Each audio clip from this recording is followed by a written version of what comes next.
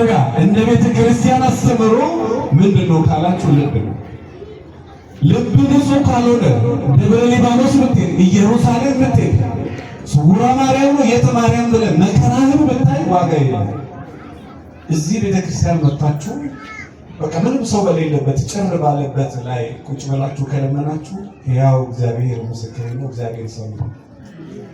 ሳትፈልጉ የምትፈልጉትን ወዘን በለንሳሃለው ይወፍቶት ሳንለምነው ምንሻውን አውቆ የሚሰጠን እግዚአብሔር ነው ያለው። ገዳም ለገዳም ብትንከራከሱ ሰዎች መሄዳችሁ ጥሩ ነው። መጀመሪያ ልብ ንጹህ ማድረግ። ምን ንጹህ ማድረግ? እግዚአብሔር አያድርም ልብ ንጹህ ካልሆነ። ሱባኤ ብዙ ሱባኤ ገብተናል፣ ብዙ ምህላ አድርገናል፣ ግን ሰው ልቡ ንጹህ አይደለም። ልቡ ንጹህ አይደለም። ምኑ ንጹህ አይደለም? ምን አይደለም? ሳኦል ትናንትና እግዚአብሔር ከተራበ ቦታ ለትልቅ ነገር ያበቃው ልቡ መቆሸሽ ሲጀምር ከእግዚአብሔር ተጣላ። ከማን ተጣላ? የሐዋርያት ሥራ ምዕራፍ 5 ከቁጥር 3 ላይ ሐናንያ ሆይ መንፈስ ቅዱስን ተዋሽና ከመሬት ሽያጭ ላይ ታስቀር ዘንድ ሰይጣን ልብህን ለምን ሞላው? ልክ እግዚአብሔር መንፈስ ቅዱስ ከልባችሁ ከእናንተ እግዚአብሔር ሲርቅ ሰይጣንም ደግሞ ወደ ልባችሁ ይመጣል፣ ልባችሁ ይሞላል። ብትለምን ብትጮህ ብትሰግድ መጀመሪያ ልብህን ንጹህ ማድረግ። ምን ንጹህ ማድረግ? ምን ንጹህ ማድረግ? እግዚአብሔር ጻድቁን ጻድቅ ያለው ስለ ልቡ ንጽህና ለጽድቅ የሚመረጠው ነቢያትንም ሐዋርያትም ከኦሪት እስከ ራእይ ድረስ እግዚአብሔር ቅዱሳን ያላቸው ቅዱስ ያስባላቸው የልባቸው ንጽህና። እኛ ሀገር እኮ ሙት ማስነሳት እንደ ብርቅ ነው። እዚህ ግብጽ እኮ አባቶች እኛ ሀገር እንኳን እኔ አቡነ ናትናኤል ስር ያደረጉት አሰላና የተሰበረ ድልድይ አስታውሳለሁ። የዛሬ 26 27 ዓመት የተሰበረ ድልድይ አለና ሾፌሩ አባታችን ድልድዩ ተሰበረ ለምን በተሰበረ ድልድይ ላይ ሲሻገሩ ሊባይና ይቻል እዛ የምኖርበት ሀገር ላይ እሳቸው አሜሪካን ሀገር ቆይተው ኢትዮጵያ ሲመጡ አንድ ቤተክርስቲያን አስመርቀው እሳቸው እኛ ከኋላ ነው ያለነውና እሳቸው እስከ ሐምሌ እስከ ፍልሰታ 7 ድረስ ዝናብ አልዘነበም በዛ ዓመት እና ልክ ከተማው ልክ እንደ ቤተክርስቲያን ተመርቆ ልክ አቡነ አባታችን አቡነ ናትናኤል ከከተማው የሆነ ሽርካ የሚባል ከተማ አለና እዛ ደረሱ። ሙስሊሞቹ መንገድ ዘጉና አባታችን የእርሶን ንጽህና ቅድስና እናውቃለን እና እዚህ ሀገር ዝናብ አልዘነበም ከብቱ እያለቀ ነው እባክዎት ለምኑልናል በሉ እግዚአብሔር ይባርካቸው ብሎ ሄዱ። 7 ሜትር አይሞላም እንደዚህ ሰማያዊ ነው ደመና የለም ግን ዝናብ ይዘንብ ነው ማመን እስከሚከብድ ድረስ እንግዲህ ወገኖች ለሚያምን ሁሉ ይቻላል። ምን ለሚል ካላመንክ ተራራሩ ካላመንክ የባለቤትን ልብ መግዛት አትችልም፣ አትሸወኑ ወገኖች። የሚስትን ልብ መፈንጠቅ የምትችለው መጀመሪያ አንተ ልብህን ክፍት አድርገህ ለእግዚአብሔር ስትሰጥ። ሙት ማስነሳት ብርቅ ይሄ ትዳር እኔ ሰው ቤትና መኪና ይለምናል። ይሄ እኮ ብርቅ አይደል፣ በጣም ተራ የወረደ ነገር፣ በጣም የወረደ የሚባል ነገር ቤት መኪና። እግዚአብሔር ከዚህ በላይ ስጋውን የቆረሰው ደሙን ያፈሰሰው 6666 ጊዜ የተገረፈው ሳይንስ የእጽዋት ተመራማሪዎች ኢየሱስ ክርስቶስ እዚህ የተወጋበትን 72 ውሾ ምርምር ያደረጉበት ከሚስማር 2 እጥፍ ይጠነክር ነበር። ይሄን አጥንት ተሰብሮ ገብቶ ውስጠኛው አይምሮ ክፍል እስከሚገባ ኢየሱስ ክርስቶስ ይሰማው ነበር። ከዚህ ከጀርባው ላይ ስጋ አልቆ አጥንት ይታይ ነበር። ስጋው ተቆራርሶ ስጋውን የሰጠ ስጋውንና ደሙን የሰጠ ጌታ እንደው በእንጀራ ይታማል፣ በትዳር ይታማል፣ በሰላም ይታማል። እግዚአብሔር በምንድን ነው የሚታማው? እስኪ ብትነግሩኝ ካላችሁ በምን ይታማል እግዚአብሔር? ያንተ ችግር እንጂ እግዚአብሔር ችግር አለ። ያው እግዚአብሔር ምስክር፣ እኔ በሚሊዮን ገንዘብ ሰጥቶኝ ያውቃል፣ ሁሉንም ነስቶኝ ያውቃል፣ ለማኝም አድርጎ አስተምሮኝ ያውቃል። ለማኝም እና አለኝ ብላችሁ የምትመኩ ሰዎች ካላችሁ የራሴ ትምህርት ነው። ለማኝ አፈር ከድሜ አውጥቶ እግዚአብሔር ያስተምራል። ጤና ጥግም ሰጥቶ እግዚአብሔር ያስተምራል። የሰላም ጥግም ሰጥቶ ያስተምራል።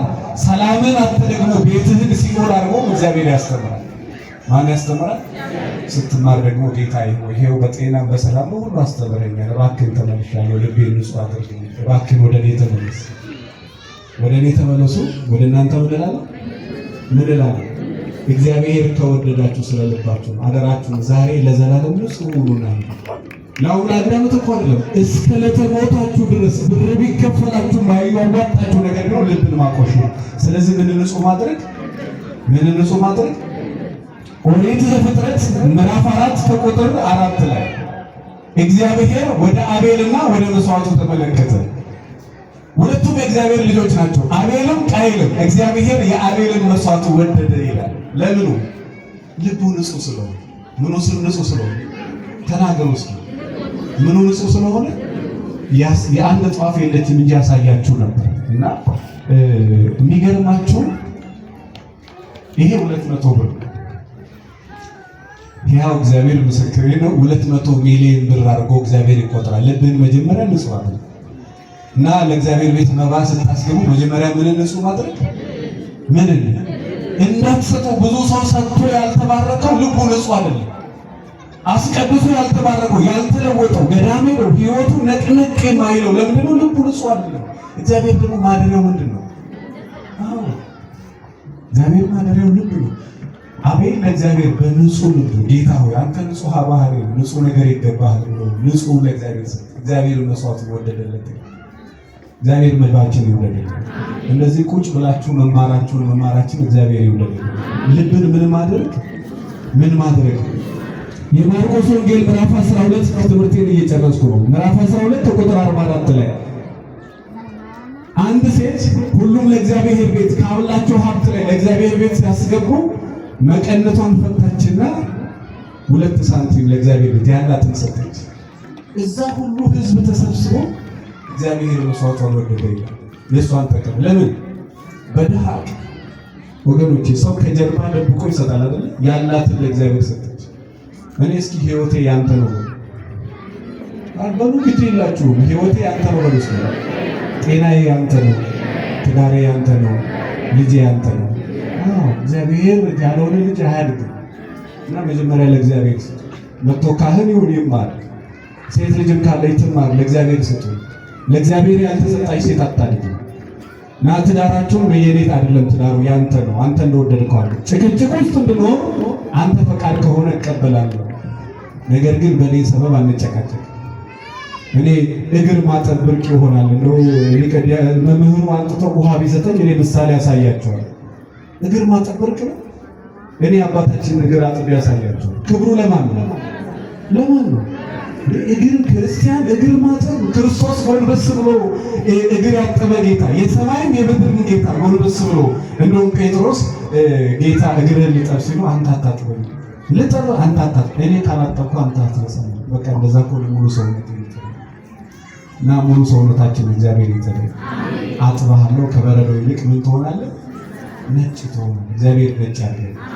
ከሰል ነው የሚመስለው። የእናንተን አላውቅም። እኔ በተለይ ውስጤ ከሰል ነው የሚመስለው። ሁልጊዜ የምለምነው እግዚአብሔር ንጹህ እንዲያደርገኝ ነው። እና ፊታችን ነው ቀይ፣ ውስጣችን ከሰል ነው። እና እግዚአብሔር ንጹህ ያደርገኝ። አጥባለሁ ከበረዶ ይልቅ ምን ትሆናለህ? ነጭ ትሆናለህ። ይሄ ማስመሰል ጻድቅ መምሰል እሱን ተውት። እግዚአብሔር የልብ አምላክ ስለሆነ ያውቃል። ይሄ እዚህ ሀገር እኮ ነው በቀን ከ2000 እስከ 2900 እስከ 4000 ህፃናት በእናታቸው ማህፀን ይገደላሉ በመድኃኒት።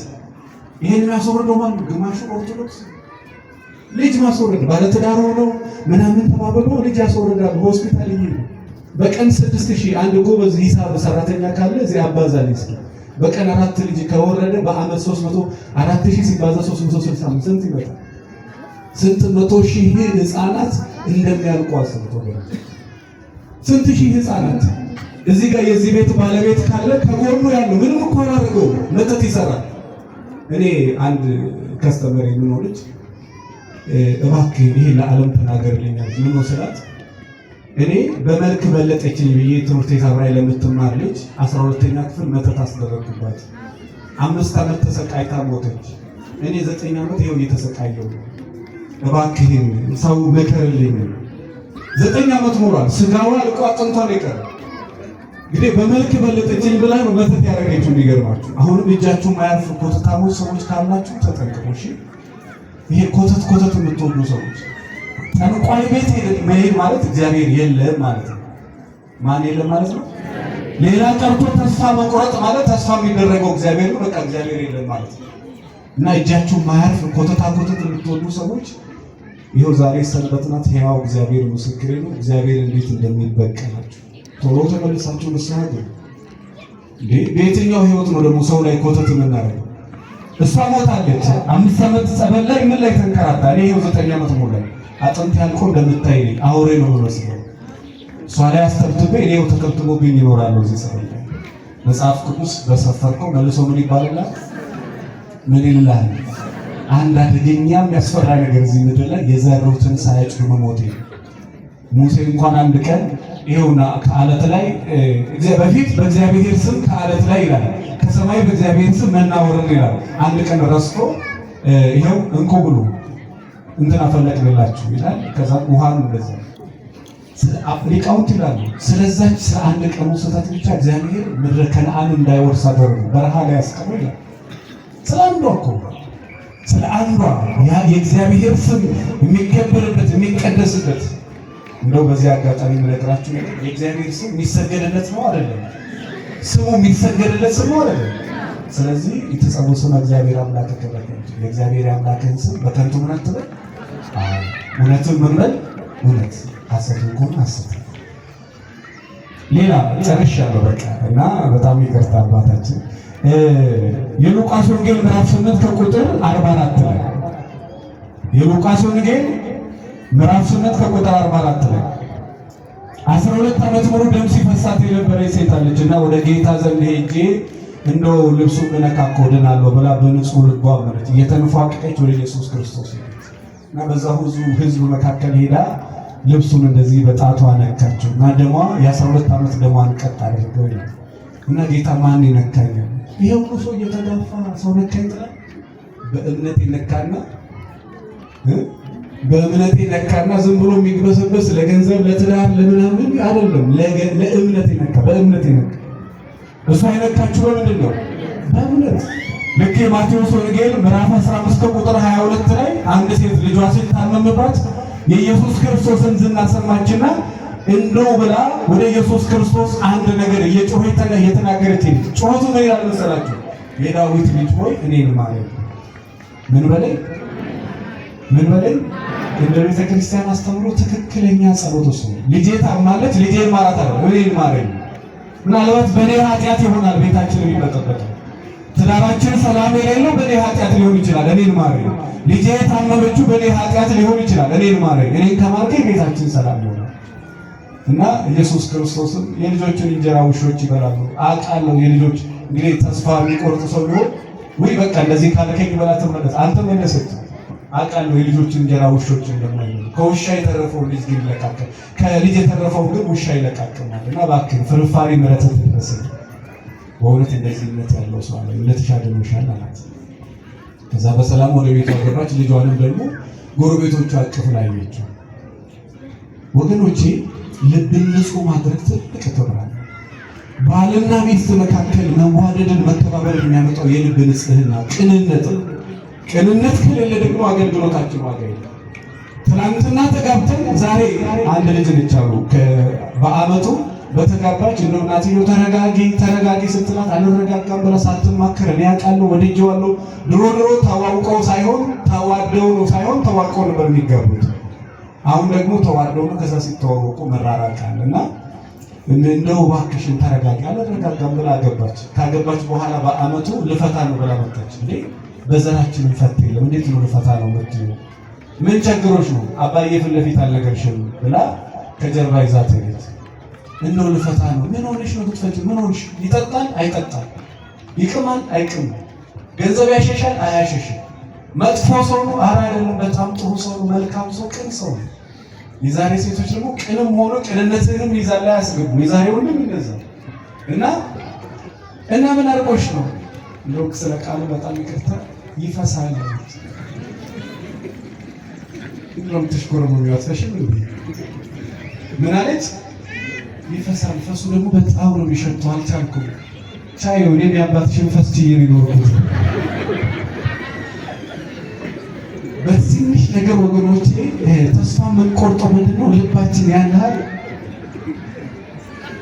የእናንተ ቤት ታሪክ አስመሰላችሁ እና ልብ ንጹህ ከሆነ ወገኖቼ ትዳር ሰላም ይሆናል። ምን ንጹህ ከሆነ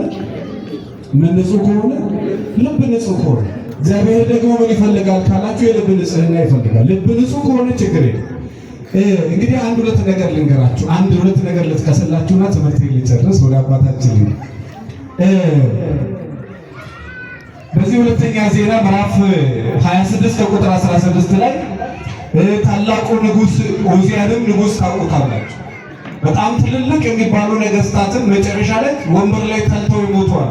ቤተ መቅደስ ገብቼ ካላጠብኩ አረ ይሄ ላንተ የተሰጠ አይደለም እናንተ ከቻላችሁ እኔ ለምን አልችልም? የለም ለአባት የተሰጠ ለአስተዳዳሪ የተሰጠ ጸጋ ለሳቸው ለሳቸው አቃለው እርሶ ከቻሉ የለም እንደዛ ብሎ ነገር የሳቸው ይሳቸው። ሰባኪም ሰባኪ ነው፣ ቦታ ያልጠበቀ ምዕመንም ምዕመን ነው፣ አባትም አባት ነው፣ እናትም እናት ነች፣ ሚስትም ሚስት ነው። የራስ ድርሻ የማይመለከተው ነገር ውስጥ ገባ ያለ ከዛም በድፍረት ስራውን ተቀበለ። እግዚአብሔር ወዲያውኑ ፊቱን በለምጽ መጥቷል።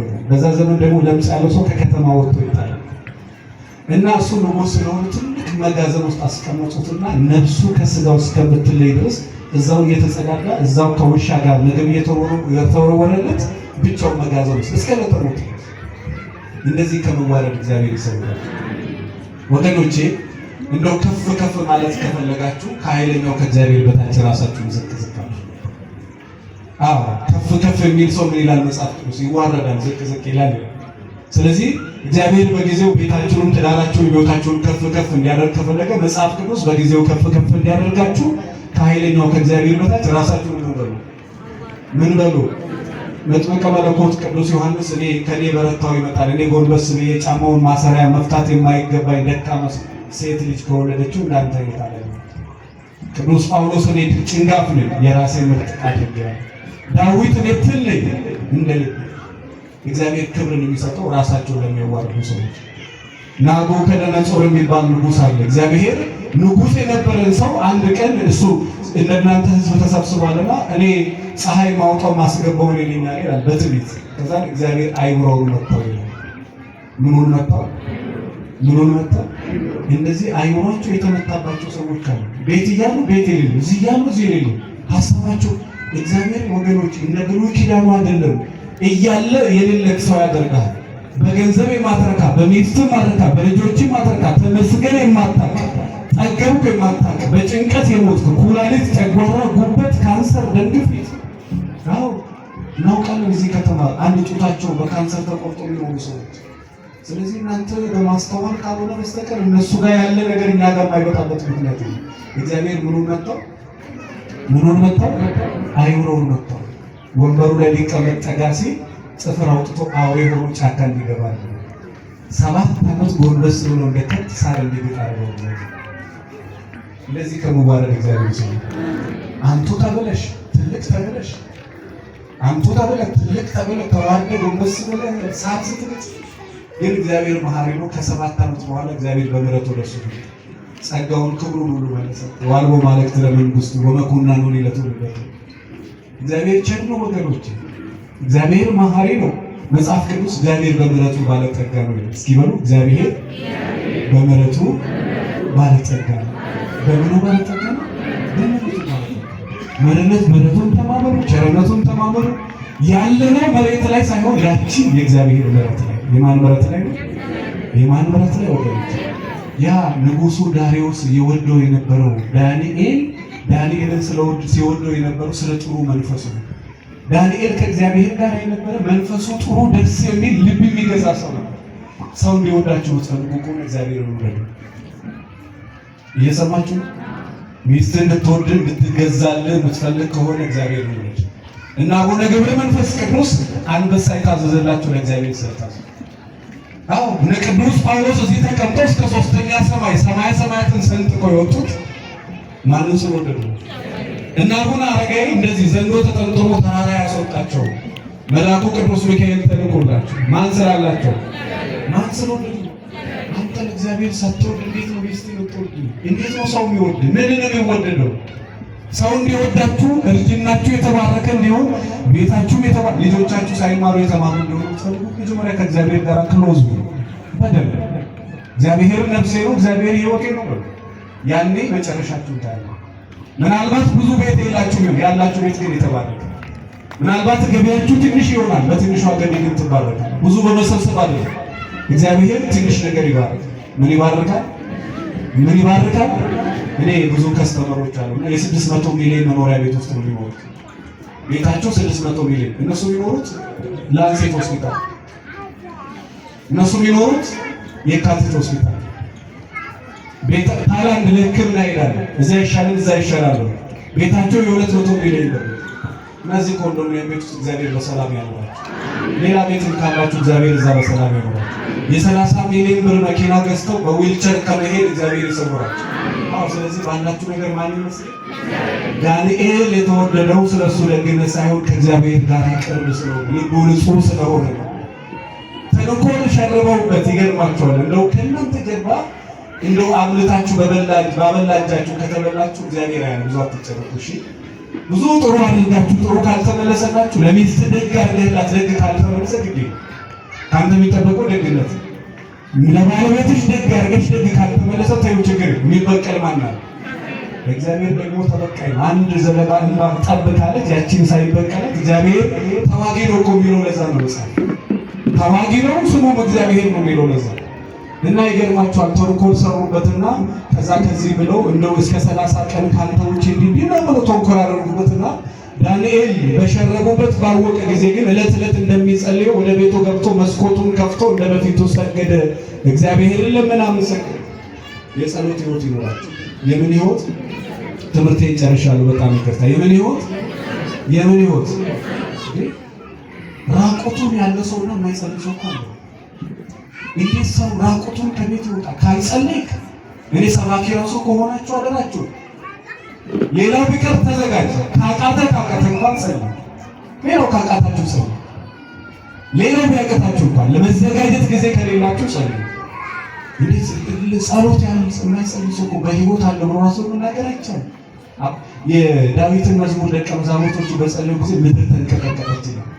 ጸሎት ፓወር ኃይል አለ ወገኖች፣ ስለማንጠቀምበት ነው። እንደ ጸሎት ጉልበት ያለው ነገር አለ። እስኪ የሆነ ደብዳቤ የሆነ መስሪያ ቤት ከማስገባታችሁ በፊት 2 ቀን 3 ቀን ሱባኤ ያዙና ደብዳቤ ያስገቡ። እየጠበቁ ነበር ነው የምትባሉት። ባለቤቶቻችሁ ያስቸገራችሁ ሰው 3-4 ቀን እስከ 11-12 ሰዓት ጸልይና ከዛ በኋላ የምትፈልገውን ስልክ አንሳና ደግሞ ሕያው እግዚአብሔር ምስክር በሕይወቴም ጭምር ያየሁት በቃ ምንም ነገር ከማድረጋችሁ በፊት ወደ መስሪያ ቤትም ለምን ከቀረም እግዚአብሔር አልፈቀደም ይሆናል፣ ግን እግዚአብሔር ስለሆነ ስለዚህ ምን ይኖራችሁ የጸሎት ሕይወት እና ዳንኤል ይጸልይ እና ንጉሱ አንተን ትእዛዝ የሻረ ሰው አለ። ማን ነው? ዳንኤል። እንዴት? ሌሊቱን ሙሉ ሊያድነው ወደደ፣ አልቻለም። በቀላሉ ዳንኤል ሆይ ያ የምታመልከው አምላክ እስኪ በሉ ያ የምታመልከው አምላክ ያድን ብሎ ስሞት አቅፎት ወደ ጉድጓዱ ተጣለ። ፍርኛውንም አኖረበት እና ሌሊቱን ሙሉ ንጉሱ ዳንኤልን ስለሚወዱ ዳንኤልን ለምን ነው የወደደው? ዳንኤል ከእግዚአብሔር ከእርሱ ጋር ስለነበረ። ወገኖቼ ሮሜ 8:31 ላይ እንደዚህ ይላል። እንግዲህ ምን እንላለን? እግዚአብሔር ከኛ ጋር ከሆነ ማን ይቃወመናል? ማን ከኛ ጋር ከሆነ እንግዲህ ማን ይቃወመናል? እግዚአብሔር ከኛ ጋር ከሆነ እና ይገርማቸዋል። ወደ አናብስቱ ጉድጓድ ዘግተውበት ንጉሱ ሌሊቱን ሙሉ እያለቀሰ እየተጨነቀ ሳይበላ ሳይጠጣ አደረ እና ሌሊት 11 ሰዓት ሳይነጋ ወደ ጉድጓዱ ጫፍ ላይ ሄዶ ዳንኤል ሆይ ያ የምታመልከው አምላክ እንደው አድኖሃል ወይ? ንጉሥ ሆይ 1000 ዓመት ንገስ፣ ለዘላለም ንገስ። በፊቱ ቅንነት ተገኝቶብኛልና በፊትህም ክፋትን አላደረግኩምና እግዚአብሔር መልአኩን ልኮ አዳነኝ። የአናብስቱን አፍ ዘጋልኝ። ስለምኑ? ስለ ልቡ ንጽሕና። ልብ ንጹህ ከሆነ ወገኖች የምታደርጉት ነገር እንደው ሌላ ክፍል በሁለተኛው ክፍል ላይ ሌላ ጊዜ በማታው ቢሆን መጥቼ ያገለግላችኋለሁ። ስለዚህ ምኑ ንጹህ መሆን አለበት? ሰው ምኑ ንጹህ መሆን አለበት? ልብ ንጹህ ከሆነ ሁሉ ነገር ይስተካከላል። ልብ ንጹህ ካልሆነ ልነግራችሁ ከምችለው ለዛ ነው መዝሙር 51 ከቁጥር 10 ላይ አምላኬ ሆይ ንጹህ ልብን ፍጠርልኝ። ነቢዩ ዳዊት እስኪ በሉ አምላኬ ሆይ ንጹህ ልብ ፍጠርልኝ። ምሳሌ ምዕራፍ 4 ከቁጥር 23 ላይ ከሁሉ በላይ ልብህን ጠብቅ። ከሁሉ በላይ ምንን ጠብቅ? ምሳሌ ምዕራፍ 23 ከቁጥር 26 ላይ ልጄ ሆይ ልብህን ስጥ። ምንን ስጠኝ? ልብህን ስጠኝ። ልብህን ጠብቅ። እንግዲህ ወገኖች ይሄ ልቡ ንጹህ የሆነ ሰው ለሚስቱ ችግር ይሆናል አይሆንም። ልቡ ንጹህ የሆነ ሴት እንኳን ለባለቤቷ ለሰራተኛ ችግር አትሆንም። እንደኛ እኮ ክርስቲያኖች አስመሳይ የለም እኮ። ሰራተኛችን እኮ ኩሽና ውስጥ በልታ ኩሽና ውስጥ ሰርታ ኩሽና ውስጥ ነው የምታድረው። አቤት የክፋት! እንዴት ነው ግን ያንቺ ልጅ የምታደርገው? ያቺ ሴት እኮ ነው ገጠር ከሄደች እኮ ለቤቷ የመጀመሪያ ልጅ ናት እኮ ነው። ባካችሁ ሰራተኞቻችሁ ለልጆቻችሁ ለሉ። እሺ እንደምናችሁ ለሉ። እኔ በፊት ተከራይቼ ዛሬ 7 ዓመት የምኖርበት ቤት ሶፋ ላይ መቀመጥ አይቻልም። ሰራተኛ በጣም ቆራቢ ናቸው ከሚስቱ ጋር። እንደዚህ ነው የሚቆረበው። ሰራተኛ ሶፋ ላይ ብትቀመጥ ምን ይሆናል? ሶፋ ምን ይሆናል? ወገኖቼ ብዙ ቅን ያልሆነ የተጣመመ አሰራር ነው። ለዛ ነው ማንባል ሰራተኞቻችሁ ለልጆቻችሁ ሰው ናት። ሰው አይደለች። ያደለው እኮ ከሌላ ሀገር እኮ የሌላ ሀገር ዜጋ ይወጣል እኮ ያም ሰው ነው። እናንተ ቤት የምታጥበው የምታጸዳው ሰራተኛ ካልወደዳችሁ ፍቅራችሁ ነው ሸጥ ያላየሁትን እግዚአብሔር እንዴት ተወዳለ ይለምሳል። ትልቁን ትንሹን ደሃውን ሙስሊሙን ክርስቲያኑን ሁሉን ውደዱ። ለምን? ክርስቶስ የሞተው ነው ሁሉ ነው። ትክክለኛ ፍቅር እንኳን ባል መውደድ ባል ካልወደድሽማ ሌላ ሕክምና ትፈልጊያለሽ። ሚስትህን መውደድ ካቃተ ከነክፋቷ የተፈጥሮ ችግር የጤና ችግር ወደ 300 ሜንታል ዲስኦርደሮች አሉ። የአይምሮ ህመም እንኳን ሚስትህን ቀርቶ ባለውን ልትወድ መጽሐፍ ቅዱስ ያዛሃል። መጽሐፉ ያዛሃል።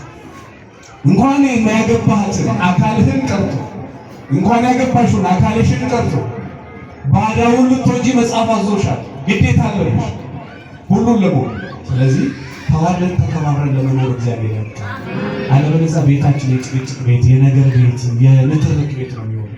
የእውነት ነው የምነግራችሁና በእውነት ቤታችሁን ሰላም ከሆነ ደግሞ ስራችሁ ሰላም መጣችሁ ታገለግላላችሁ። ለዚህ ቤተክርስቲያን መላደግ ይሄ እንደውም ሰዓት ስለሌለኝ እንጂ 50 100 ወንበር የራሱ አስተባበር ነው። ሌላ ጊዜ ካገኘው እንደው ይሄን ነገር ሰራለሁ እና እንደው በዛ በኩል 100 200 ወንበር ባላቶች ካላችሁ ሞልታችሁ እናንተ ቤታችሁ ሰላም ከሆነ ለዚህ ቤት ሰላም ደግሞ ትጠራላችሁ። ለእግዚአብሔር ቤት ደግሞ ምን እናደርግ?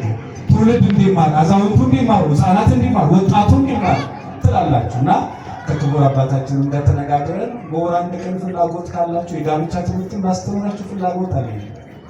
ፍላጎት ካላችሁ ምናልባት እዚህ ሰፈር ጭቅጭቅ ካለ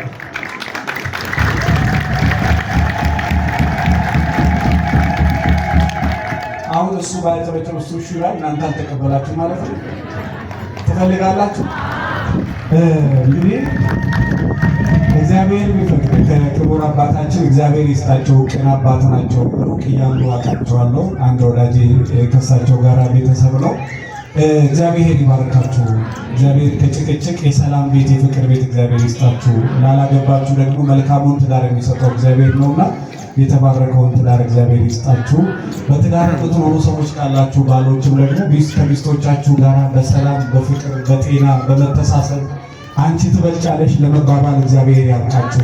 አለበለዚያ ቤታችን የንትርክ ቤት የጭቅጭቅ ቤት ነው የሚሆነው። ከዚህ በፊት አንድ ምሳሌ ለሷን ነግራችሁ ትምህርት ይጨርሳለሁ።